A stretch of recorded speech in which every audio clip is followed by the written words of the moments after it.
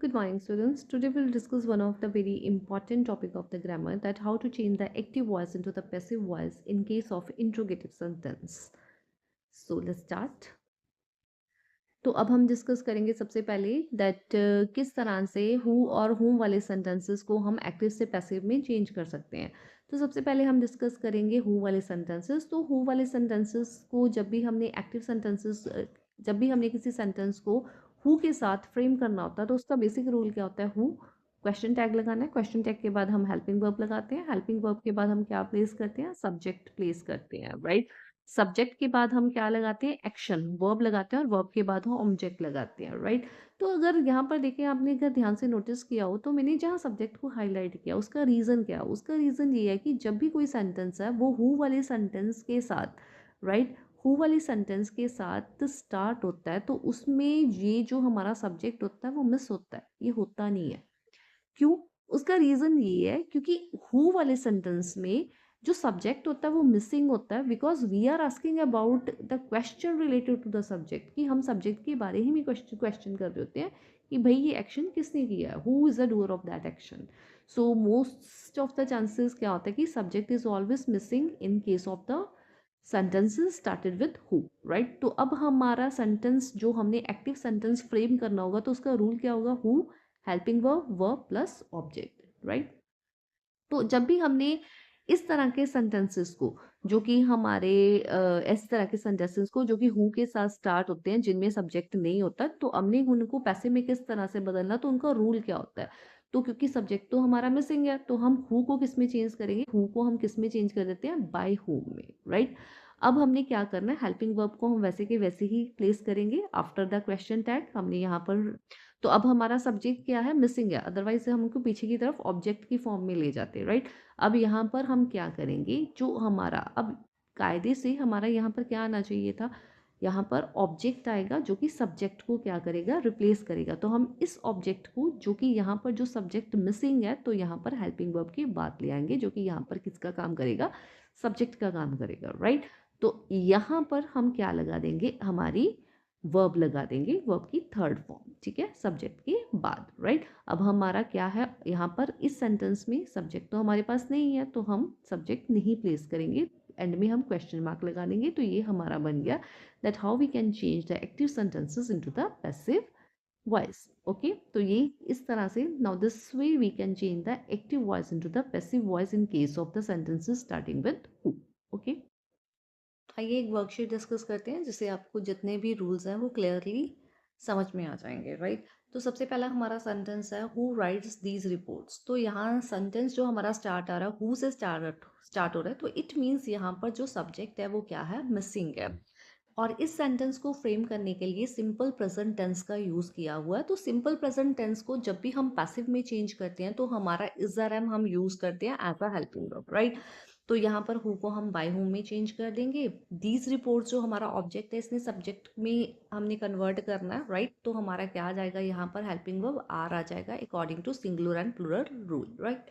So are these reports written, by whom are these reports written, whom is the teacher teaching today। so here we are asking about the object कि teacher किसको पढ़ा रही है। so ये हमारा जो sentence है वो प्रेजेंट कंटिन्यूअस टेंस में है, तो who को हम who में चेंज कर देंगे।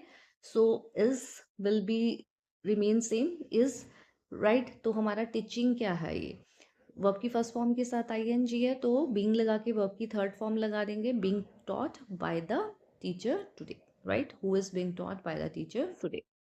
Who has broken the window, तो ये हमारा प्रेजेंट परफेक्ट टेंस है। हु को बाय हु में चेंज कर देंगे। द विंडो सिंगुलर है तो क्या आ जाएगा हमारा, द विंडो हमारा क्या है, सिंगुलर है, तो क्या आ जाएगा हमारा, by whom has the window been broken, right. तो अगर आपको याद हो तो हम जब भी परफेक्ट टेंस को पैसिव में चेंज करते हो तो बीन प्लस थर्ड फॉर्म हम यूज करते हैं। उसके बाद है हमारा,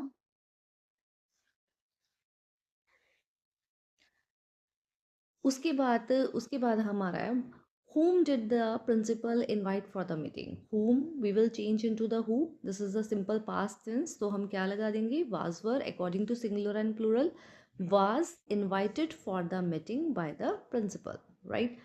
Who was cleaning the classroom? So by whom was the classroom being cleaned? Whom had the police caught before night? Whom को whom में change करेंगे, had been caught by the police before night. So next sentence है who will announce the results tomorrow? तो who को हम किस में change करेंगे, by whom में, right? तो subject missing है हमारा. Who will announce the results tomorrow?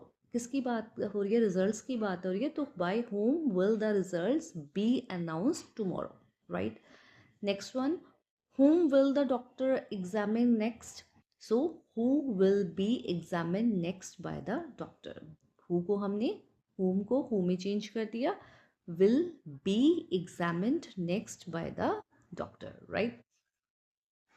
The next is who is going to complete this project? Who को change करेंगे by whom में, by whom is this project going to be completed? The next is whom should we inform immediately? तो क्या आ जाएगा, who should be informed immediately, right? So this is all about that how we can use who and whom. हम अगर हमारे, तो ये सारे जितने भी हम सेंटेंसेस आपको समझाए हैं, तो हमारा मेन पर्पस यही है कि किस तरह से हम एक्टिव को पैसिव सेंटेंस में कन्वर्ट कर सकते हैं अगर वो सेंटेंसेस इंट्रोगेटिव हैं और हु या होम से स्टार्ट होते हैं. Thank you.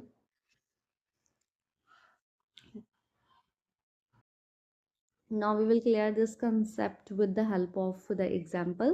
तो हमारा सबसे पहला सेंटेंस है who wrote this letter, right? तो अगर आपने गौर किया हो subject is not present there, क्योंकि हम रॉड ये लेटर किसने लिखी, डूअर ऑफ एक्शन के बारे में तो हम पूछ रहे हैं कि कौन है, तो सब्जेक्ट मिसिंग है, राइट? तो अकॉर्डिंग टू रूल हु को हम किस में चेंज करेंगे, बाय हुम में चेंज कर देंगे. रॉट दिस लेटर, तो ये सेंटेंस किस टेंस में फ्रेम हुआ है, सिंपल पास्ट में. तो सिंपल पास्ट को जब हम एक्टिव से पैसिव में चेंज करते हैं तो वाज वर लगाते हैं. तो बाय होम के बाद हेल्पिंग वर्ब आनी है तो वॉस लगा देंगे. क्यों? क्योंकि दिस लेटर क्या है, हमारा यहाँ पर ऑब्जेक्ट है जिसको अब हमने सब्जेक्ट में कन्वर्ट करना है. तो यहाँ पर कहाँ आ जाएगा, ये दिस लेटर हमारा हेल्पिंग वर्ब के बाद आ जाएगा. दिस लेटर सिंगुलर है, राइट? और उसके बाद हम क्या लगा देंगे, हमारी वर्ब की third form written. By whom was this letter written and में क्वेश्चन मार्क, राइट? तो इसी को हम अब करते हैं प्रेजेंट कॉन्टिन्यूअस की फॉर्म में, राइट? इसी सेंटेंस को हमने प्रेजेंट कॉन्टिन्यूअस के टेंस में लिखा है. तो देखो who is writing this letter, right? तो यहाँ पर हेल्पिंग वर्ब गिवन है तो हु को हम बाय हु में चेंज कर देंगे, हेल्पिंग वर्ब को एज इट इज़ हम नीचे ले आएंगे. दिस लेटर हमारा क्या बन जाएगा, सब्जेक्ट बन जाएगा जो कि ऑब्जेक्ट है. By whom is this letter, अब राइटिंग है तो राइटिंग में हम प्रेजेंट कॉन्टिन्यूअस में क्या करते हैं, बीइंग के साथ वर्ब की थर्ड फॉर्म लगाते हैं. तो क्या आ जाएगा, being written, right? So next example की तरफ चलते हैं.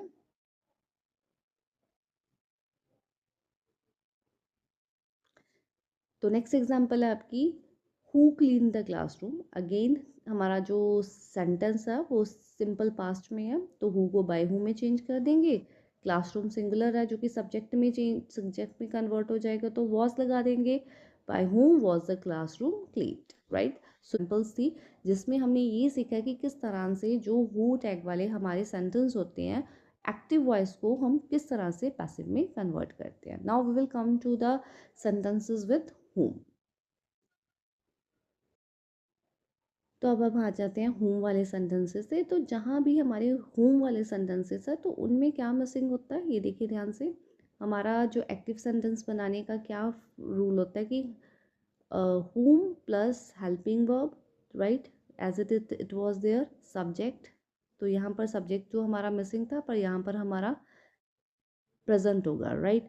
Verb plus object. लेकिन अब यहाँ पर हमारा जो ऑब्जेक्ट है वो क्या होता है, मिसिंग वाला होता है. क्योंकि जब भी हम कोई सेंटेंस है वो होम क्वेश्चन टैग लगा के फ्रेम करते हैं इंट्रोगेटिव सेंटेंसेस, तो इसका मतलब we are talking about the receiver of the action या फिर जिसको हम ऑब्जेक्ट बोलते हैं, राइट? तो हमारा ऑब्जेक्ट इसमें मिसिंग होता है. तो अब इसका मतलब क्या है कि जब हम सेंटेंस को पैसिव में बदलेंगे तो हेल्पिंग वर्ब के बाद इमीडिएटली क्या आ जाएगी, वर्ब की थर्ड फॉर्म आ जाएगी. क्यों? क्योंकि जो ऑब्जेक्ट है वो नहीं प्रेजेंट है तो हम सब्जेक्ट में उसको कन्वर्ट नहीं कर सकेंगे, राइट? तो देखिए ज़रा ध्यान से. तो पैसिव में किस तरह से चेंज होगा, होम को होम में कन्वर्ट कर देंगे तो हेल्पिंग वर्ब आ जाएगा उसके बाद. अब यहाँ पर हमने क्या करना था, ऑब्जेक्ट मिसिंग है हमारा, तो वर्ब की थर्ड फॉर्म लग जाएगी। अब बाय हमारा जो सब्जेक्ट है वो ऑब्जेक्ट बन जाएगा, ठीक है। So this is the way we can change the active sentence with whom into the passive sentence. तो ये चीज़ें आपको ध्यान में रखनी होंगी, right. Now we will clear it with the help of example. तो ये देखिए, whom did the teacher punish, right।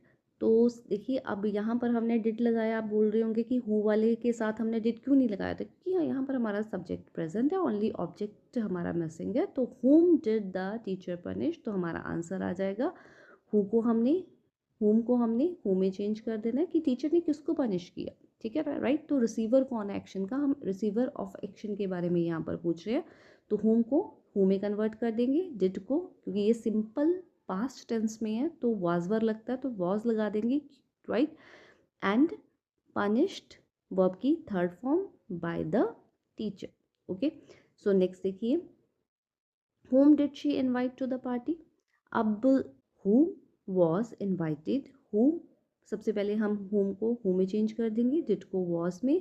अब आपकी थर्ड फॉर्म आ जाएगी invited, क्यों आई है, क्योंकि सब्जेक्ट क्या है, डायरेक्ट ऑब्जेक्ट क्या है हमारा मिसिंग है, जिसको हमने सब्जेक्ट में कन्वर्ट करना था। तो उसके बाद to the party by her, she को हर में कन्वर्ट कर दिया by the her. So this is a way we can change the sentences with who or whom tag into the passive voice, right। तो ये चीज़ें आपको ध्यान में रखनी पड़ेगी। Thank you.